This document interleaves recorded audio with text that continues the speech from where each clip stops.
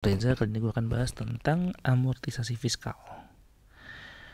Oke, kita lihat di sini. Nah,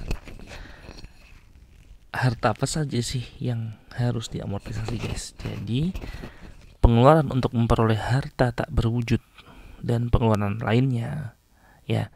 Jadi, yang diamortisasi itu adalah yang pertama adalah harta tak berwujud maupun pengeluaran lain, ya. Termasuk biaya perpanjangan HGB, HGU, hak pakai dan goodwill. Ya, meskipun goodwill secara akuntansi sudah tidak diamortisasi lagi. Nah, harta tak berwujud dan pengeluaran lain ini itu yang masa manfaatnya lebih dari 1 tahun dan dipergunakan untuk mendapatkan, memelihara dan menagih penghasilan. Nah, jadi ketika ada pengeluaran yang dilakukan oleh perusahaan atau pengeluaran yang dilakukan oleh wajib pajak yang memiliki masa manfaat lebih dari 1 tahun, ya, yang mana itu bukan merupakan aset tetap, ya, maka dia dilakukan amortisasi, ya, seperti itu. Nah, tapi ini juga pengeluaran ini bukan pengeluaran yang seperti sewa dibayar di muka atau asuransi dibayar di muka, ya. Kalau itu tidak, itu dia dilakukan melalui mekanisme alokasi, tapi alokasinya per tahun. Per tahun maksudnya misalnya dia 4 tahun atau 3 tahun, ya udah berarti dia dibagi 3 seperti itu. Tapi ini pengeluaran lain selain hal-hal tadi. Jadi selain harta seperti tadi, ini contohnya adalah biaya perpanjangan HGB, HGU, hak pakai dan goodwill, seperti itu. Nah, metode amortisasi itu ada dua, guys, sama kayak penyusutan. Jadi ada straight line, ya, dan declining balance, dan saldo menurun. Saldo menurunnya ini dia menggunakan double declining balance. Ini metodenya sama seperti yang udah pernah gue bahas di penyusutan fiskal, ya. Penerapan metode amortisasi harus dilakukan secara taat asas, artinya harus konsisten, ya, harus konsisten dari tahun ke tahun, tidak boleh ganti-ganti dari straight line ke declining misalnya, terus kemudian masuk lagi ke straight line ke declining lagi dan seterusnya. Jadi dia harus konsisten, taat asas, guys.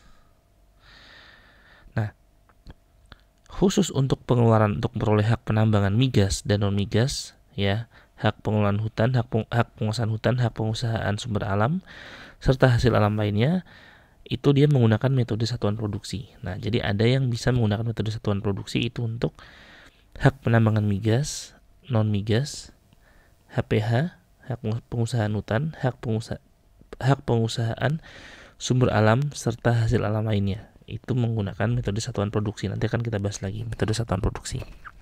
Nah, kapan saat dimulainya amortisasi? Nah, amortisasi dimulai pada bulan dilakukannya pengeluaran, ya, pada bulan dilakukannya pengeluaran, kecuali untuk bidang usaha tertentu yang diatur lebih lanjut dengan PMK, yaitu di PMK 248 tahun 2008, yaitu bidang usaha kehutanan, bidang usaha perkebunan tanaman keras, dan bidang usaha peternakan. Jadi ada 3 ini, guys, yang bisa mulai amortisasinya itu berbeda, ya, bukan pada saat pengeluaran. Nah, untuk tahun pertama itu dihitung secara pro rata, artinya kalau misalnya tahun pertama misalnya cuma 7 bulan, ya udah berarti 7/12 dikali nilainya, nilai harga, dikali penyusutan per tahunnya, penyusutan tak per tahunnya.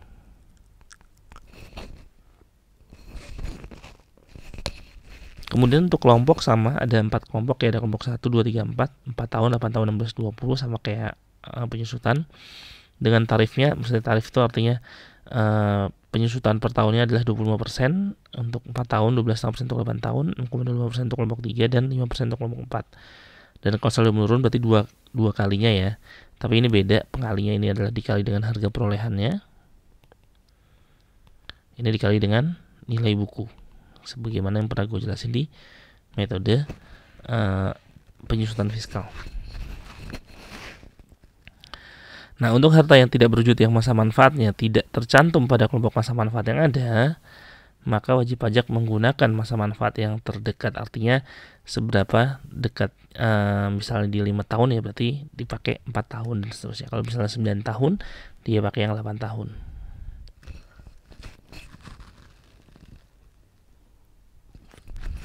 Nah, kemudian perlakuan biaya pendirian dan biaya perluasan modal. Nah, untuk pengeluaran biaya pendirian dan biaya perluasan modal ya bisa dibebankan pada tahun terjadi pengeluaran atau bisa diamortisasi dengan metode garis lurus atau metode saldo nurun. Ini terkait dengan biaya pendirian dan biaya perluasan modal dari suatu perusahaan. Ya, jadi dia ada bisa di pilihan yang bisa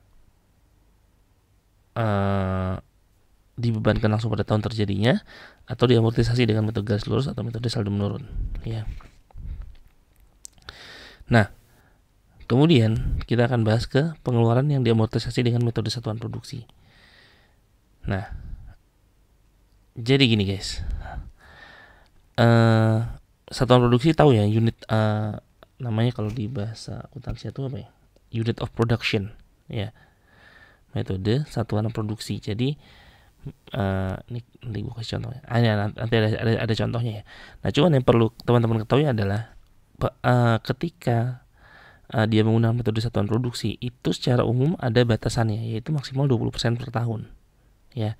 Jadi misalnya gini, contoh ya, misalnya dia hak pengusahaan hutan, ya.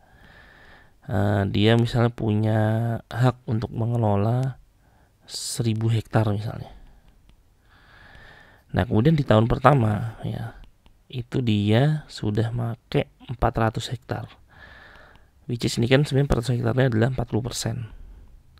Ya kan? Nah, tapi karena ini 40%, nah, karena dia adalah HPH itu maksimal adalah 20% guys. Berarti yang bisa dibebankan bukan 40% tapi hanya 20% saja. Ya, dari harga perolehan dalam mendapatkan izin tersebut. Nah, sedangkan untuk pengeluaran yang untuk memperoleh hak pengeluaran lain di bidang penambangan minyak dan gas bumi. Nah, kalau untuk migas, ini kan tadi yang selain migas ya guys. Kalau untuk migas, dia tidak ada pembatasan amortisasi. Artinya ketika misalnya dia di tahun pertama memang 40%, ya udah 40% ini semua bisa dibebankan. Ini khusus yang migas. Tapi selain migas ya, maka dia maksimal 20% per tahun.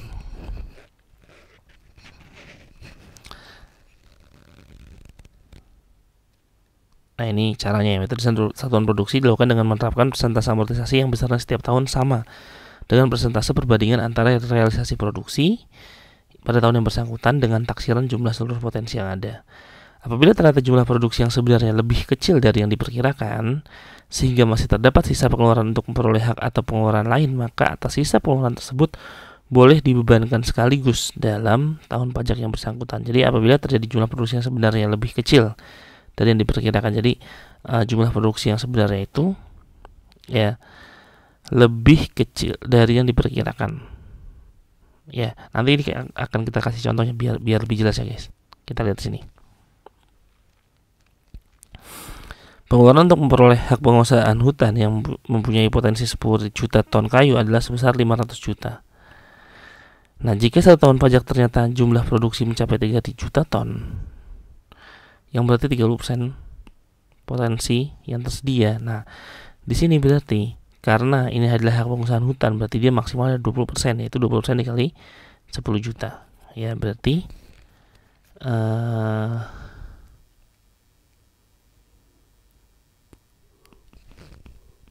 20 juta ya guys yang bisa dibeban.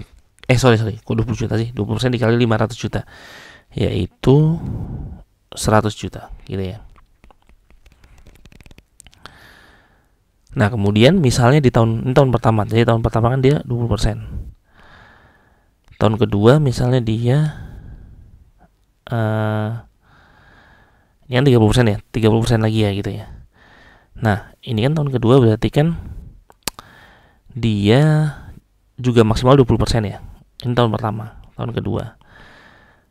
Terus tahun ketiga dia misalnya 40%. Nah, tapi di sini juga maksimal 20% kan, ya kan. Nah, ini kan 30 30 30.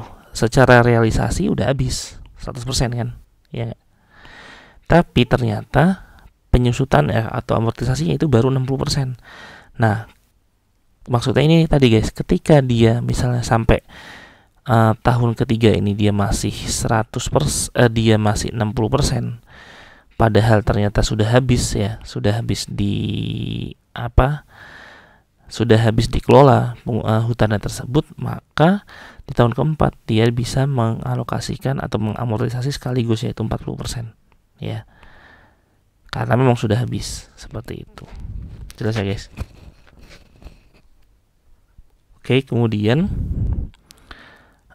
untuk biaya praoperasi, ya, pengeluaran yang dilakukan sebelum operasi komersial yang mempunyai masa manfaat lebih dari 1 tahun, maka dia dikapitalisasi guys. Jadi kalau misalnya ada biaya sebelum operasi ya, seperti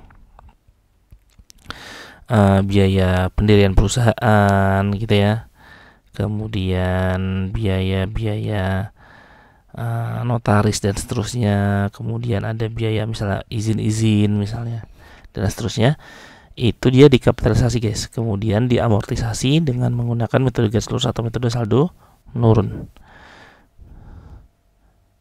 Nah, ini ya contoh biaya praoperasi adalah, tadi bukan ya, kalau pendirian tadi beda ya guys. Kalau pendirian itu ini ya, dia bisa dibebankan, bisa diamortisasi. Tapi kalau untuk biaya praoperasi ini maksudnya adalah, contohnya adalah biaya studi kelayakan, kemudian izin dalam melakukan suatu usaha kalau ada biayanya, atau biaya produksi percobaan. Nah, ini dia dikapitalisasi, ya.